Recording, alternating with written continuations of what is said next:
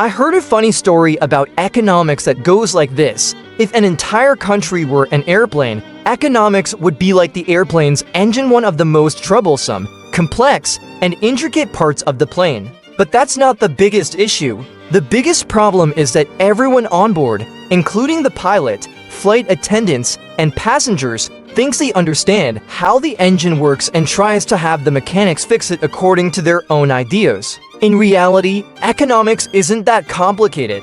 It revolves around the following issue: resources are limited, and society must figure out how to distribute these limited resources most efficiently. Economics starts by finding solutions to this problem and becomes more complex as human society develops and grows more intricate. You know how it is: the more people there are, the more complications arise. We need to note that when we use the term efficiency, we don't mean reasonable or popular. But what does efficiency mean? Efficiency can be understood as helping the economy develop in the best possible way. This means the concept of efficiency varies from country to country because what's best for one nation might not be the best for another.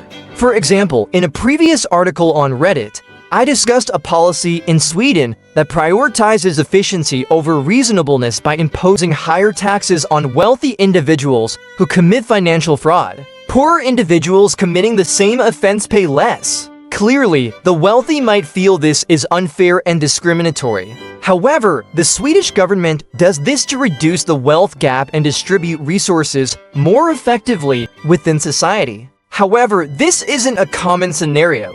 Typically, policymakers strive to create policies that are both reasonable and efficient. Most politicians, though, tend to focus on making policies popular to get elected, often promising unrealistic or appealing things, like proposals to force tech companies to bring jobs back to their home countries. If you ever hear the term popular policy, remember Singapore's government motto: the government must do what is right, not what is popular. Of course, it would be amazing if a policy were both right and popular. This article focuses on the economy, and let's start by exploring some commonly discussed issues. The economy runs on trust.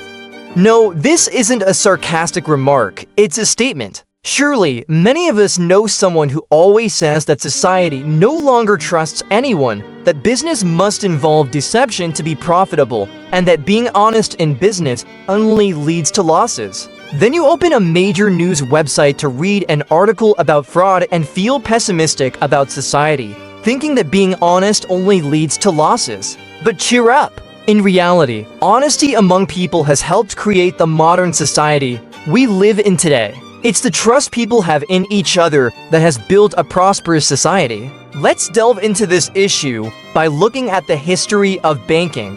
Banking has existed since ancient times, but was quite fragmented and lacked a clear system, often being private. Later, Jewish people began developing a banking system, or commercial banks, in the Middle East to facilitate trade. In Western Europe, banking started to flourish again after the Roman era to support the Crusades. Here's a map of the Crusaders traveling from Europe to Asia. Back then, this journey was long, taking about 6 months by sea and even longer by land. When the Crusaders reached Jerusalem, they naturally needed money to spend, and the king needed funds to pay the administration. But how could they transport the money? Clearly, carrying large amounts of money, mainly gold and silver at the time, by ship or on land was too dangerous. They could be robbed or face disasters like storms, diseases, or theft. What about merchants traveling to the east? They couldn't carry bags of money with them. To solve this problem, a deposit and withdrawal system was established. Before leaving France, you would deposit your gold in a church bank and receive a stamped certificate. You'd keep this certificate safe, carry it on your long journey, and upon arrival, visit a local bank branch to present the certificate and withdraw your money. Sounds simple, right? But remember, this was the 12th century, and laws weren't as strict as they are today. The church had enough power and authority to refuse to return your money. They could lie about disasters happening and claim they lost all the funds, or they could evict you without reason. After all, how could you, a merchant far from home for 8 months, possibly fight against them? You might not even speak the local language, be an unfamiliar foreigner in an Eastern country, and the king wasn't there to help. The local judges could easily be bribed by wealthy individuals. They might even return counterfeit gold. There were too many opportunities for the local bank branches to swallow your money and force you to beg on the streets. But they didn't do that. You presented your deposit certificate, a crumpled piece of paper with the church's stamp, and the bank employee, after thoroughly verifying your identity, returned the exact amount of gold, and it was real.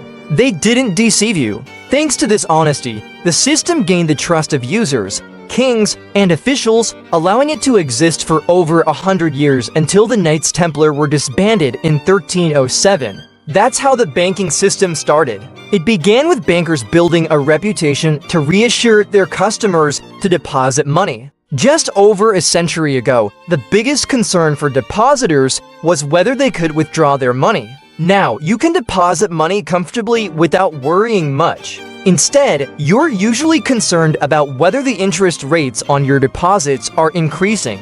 You might not realize this because so many systems have been built to ensure customer trust, including legal systems, police, courts, and information systems. But everything still revolves around one thing: trust. Imagine you're studying abroad in London and open an account with HSBC.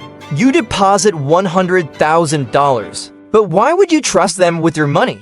The bank employee handling your money doesn't know you. You don't know her name, and she might even have a name that's hard for you to pronounce. She doesn't speak your language. She might have different physical features, and you're thousands of miles away from home, standing in a building full of strangers, handing your money to a stranger. Why would you trust them with your money if you don't believe you can withdraw it and withdraw all of it when you want? Another example of trust that you might not realize is money itself. The interesting thing about money is that it only has value when you use it. It might sound strange, but if you put a $100 bill in a locked drawer and never touch it, does it really have any value? Here's a $100 bill. The question is, what makes a $100 bill valuable? The paper itself isn't worth $100. The printer only costs a few cents to produce such a bill. Its value comes from the government declaring it as legal tender. Literally, the government tells you, the central bank declares that this bill, with color ABC, size XYZ, printed using method MNP, made from material EFG with specifications, blah blah blah, is worth $100, and everyone should use it as if it's worth $100. And you trust the government, right? You might say you don't trust them, but when you use a $100 bill to pay at a store, you're trusting the government. The $100 value of this bill depends on the government and the people's trust in the government to keep it in circulation. To make it clearer, imagine one fine day you wake up and the government disappears, okay? This is just an economic example. I'm not trying to cause any chaos. What do you think would happen to that $100 bill? It would turn into worthless paper. No one would use it anymore. And that $100 bill that could have bought you a fancy dinner suddenly would have no value. This is why the Reichsmark of Nazi Germany became worthless after 1945. Why South Vietnam's currency turned into junk paper after 1975. And why Soviet rubles disappeared after 1991. If money itself had intrinsic value, it would exist regardless of whether the government does. Just like gold and silver, which have always been valuable despite changes in governments. New Yuan Dynasty gold is still valuable today, regardless of numerous political changes. But has there ever been a case where people didn't trust their government and stopped using their country's money? Yes, when people believe that their money no longer holds value. When we talk about the value of money, we must relate it to tangible assets. Money is merely a medium for exchanging goods, and therefore, we don't need money itself but the things money can buy. If you have $200,000 but can't spend it, your life isn't much different than if you had no money at all. So the government prints money and ensures its value on paper. You trust the government and use that money to buy things, but the real value of money isn't guaranteed by anyone. It fluctuates. The real value of money is always eroded by inflation. For example, in 2010, a kilogram of bananas cost $2, but 5 years later, the same kilogram cost $6. The value of money decreased threefold. Inflation is normal, and the rate of inflation is inversely related to people's trust in the currency. When inflation rises too quickly, people quickly lose trust in the money.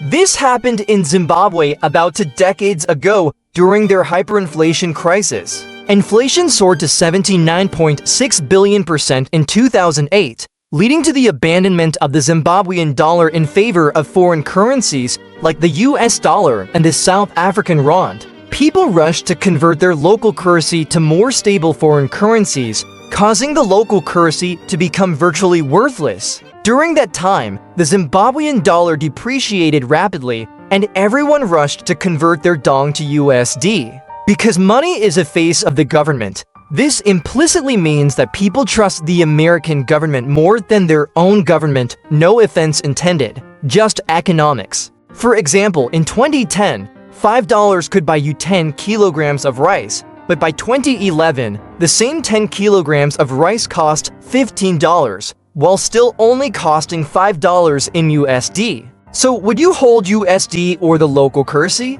Since the local currency was losing value, people didn't trust it, meaning they didn't trust the government, so they started hoarding USD. Even businesses began transacting in USD instead of the local currency. This only worsened the problem. Initially, the currency was devaluing, and when people lost trust and stopped using it, its value declined even further. This situation is critical because when people don't trust their currency, it not only disrupts the economy, but also erodes the government's credibility. The government tried to address this by issuing various regulations banning transactions in foreign currencies, but they couldn't stop people from hoarding USD without risking riots. People's hoarding of USD depleted the state's foreign currency reserves as they converted all their local currency to USD at banks. Eventually, the central bank had to offer higher interest rates on savings accounts to encourage people to convert USD back to the local currency. This is why we see the current interest rates offered by banks,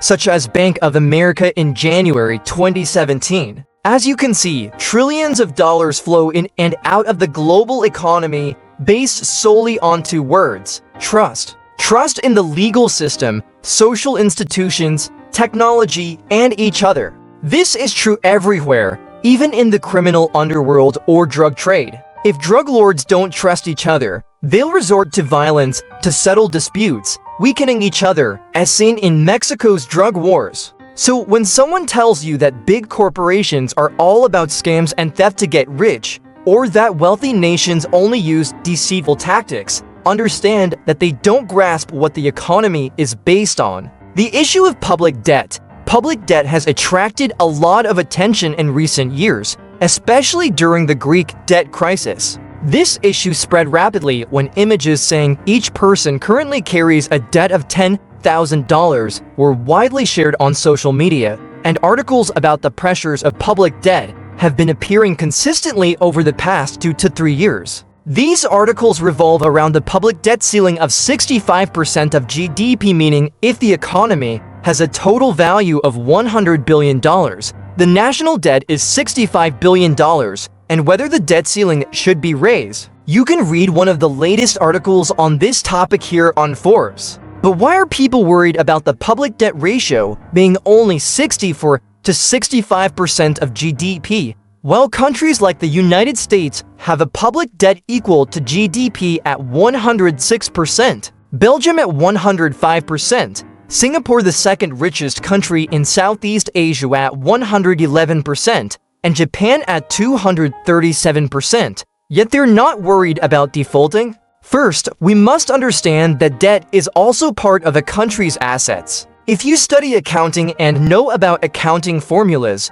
this will make sense. In everyday life, when we hear about debt, it feels bad. It's best to live without owing anything. But on a large scale, debt is important. No company has enough capital to sustain operations and invest without borrowing. Companies always need to take on debt, whether it's Google, Microsoft, or Apple. At the national level, it's similar. Depending on development policies, a country can have more or less debt. If they have good policies, $1 of debt can generate $3 or $4 in profit. If not, it might only cover the debt repayment. Usually, when people hear about high public debt, they're afraid, and we often say overburdened by debt. But in reality, when a country manages its debt well, it doesn't even need to reduce debt and can continue to increase it. A nation's debt only becomes a problem when the country cannot repay the debt. Creditors believe the country cannot repay the debt. Sounds simple, right? But if you think about it, a country can borrow as much as it wants as long as it can repay the debt. Borrowing isn't limited by a 65% GDP threshold or any specific number. If Japan can maintain a public debt of 237% of GDP, it means they can still repay their debt. The US can do the same, even with a debt of 106% GDP, approximately $15 trillion, and they can still repay it. Therefore, they aren't worried about public debt. In contrast, Greece had a debt of 300 billion euros in 2016 and faced severe economic challenges, leading to bailouts from the European Union and the International Monetary Fund. Comparing debt sizes between two countries is misleading. You should compare their ability to repay. However, when comparing debt repayment, we must also consider domestic debt versus foreign debt. When the government raises funds for a project, it can borrow money domestically or from international organizations through bonds or loans. Therefore, saying each person is carrying a debt of $10,000 isn't entirely accurate because a portion of that debt is individuals owing other individuals. Usually, the government only worries about foreign debt because they can default on domestic debt or print money to repay it. It sounds ridiculous, but in reality, the scenario where the government defaults on foreign debt is far worse than the government defaulting on domestic debt. If the government defaults domestically, people might get angry, the economy could suffer, but it would eventually stabilize, and the people, out of patriotism, would be willing to lend money to help the government.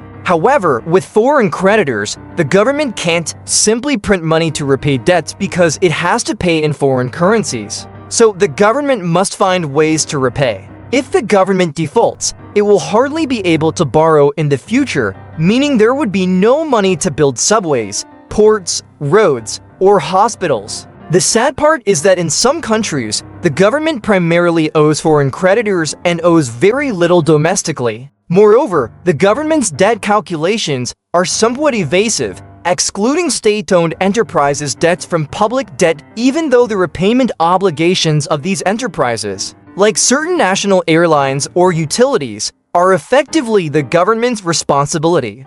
In some countries, the Ministry of Finance does not include state-owned enterprise, so debts in public debt, only accounting for the government and public administration's debts. Therefore, public debt doesn't include the debts of SOS. However, SOS hold a large portion of national assets and control essential business sectors: electricity, oil and gas, mining, finance, telecommunications, so their debts are also substantial. For example, in the case of a major national utility, even though its debt wasn't counted in public debt, when the group became unable to pay on the international market, the government couldn't ignore its repayment obligations. If it did, the public corporation's credit rating would drop, forcing interest rates to rise, and they still couldn't issue enough to cover the annual budget deficit. This means that the actual public debt in some countries is much higher than what the government reports. We should also consider the US bond market. Suppose the US government needs money for a large project and decides to borrow. They issue bonds with various maturities and, of course, different interest rates. If you're an investor and decide to buy a short-term 3-month bond at 1% interest with a face value of $1 million, it means that after 3 months, you'll get back $1 million plus $10,000 in interest. From the US government's perspective, they're holding your $1 million, making a profit of $1.5 million after 3 months, then paying you back $1.01 million and keeping the remaining for $191,000. By buying the bond, you've increased the US public debt by $1 million, but you don't worry about the US being in debt.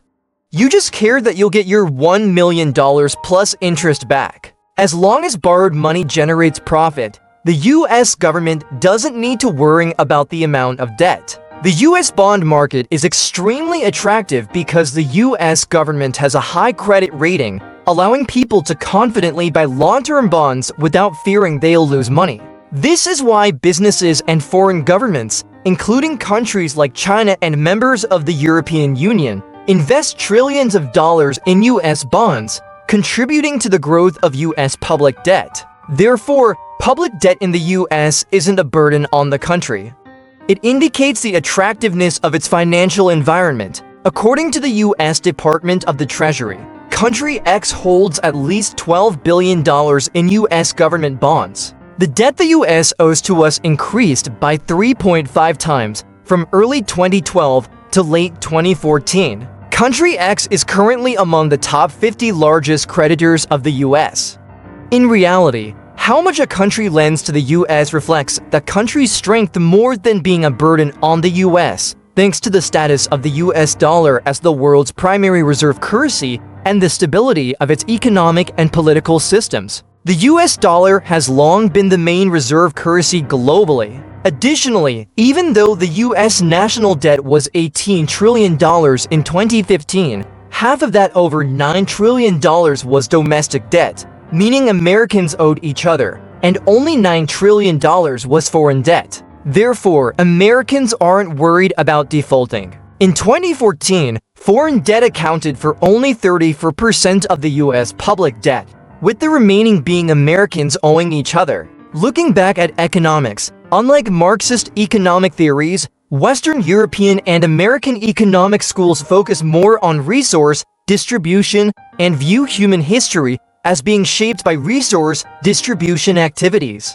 such as buying, selling, and exchanging goods, rather than class struggle. Although the global economy has changed significantly since Adam Smith's time, its core issues remain: how to distribute resources fairly, reduce income inequality, and help the poor access resources to uplift themselves out of poverty. Even when humans create virtual products like video games, Bitcoin, or online companies, we still define them as assets and use the economic principles we've learned to distribute them. We provide internet services just as we provide clean water to people. In the next article, we will explore other aspects of an economy.